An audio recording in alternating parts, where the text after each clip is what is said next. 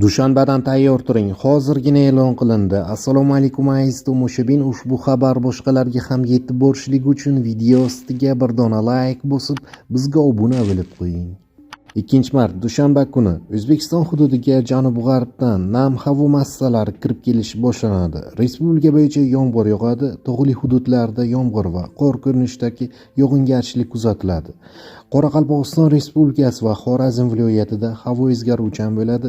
Yog'ingarchilik kutilmaydi. Shamol sharqdan 7-12 metr/sekund tezlikda esadi.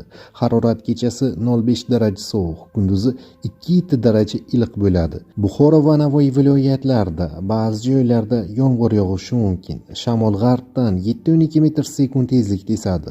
Harorat kechasi 0,5 daraja iliq, kunduzi 7-12 daraja iliq. Navoiy viloyati shimolida kechasi 0,5 daraja sovuq, kunduzi 2 daraja iliq bo'ladi. Toshkent, Sirdaryo, Jizzax va Samarqand viloyatlarida ba'zi hududlarda yomg'ir yog'adi.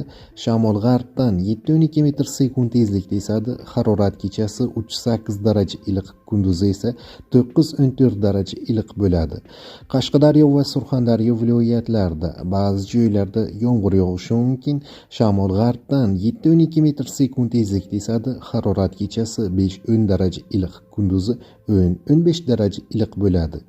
Andijon, Namangan va Farg'ona viloyatlarida ba'zi joylarda yomg'ir yog'adi.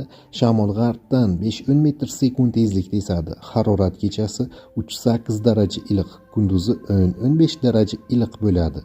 Tog'oldi va tog'li hududlarda vaqti bilan yomg'ir va qor yog'adi. Ba'zi joylarga tuman tushishi mumkin. Harorat kechasi 3 daraja sovuq, 2 daraja iliqqacha, kunduzi esa 2 daraja iliq atrofida bo'ladi.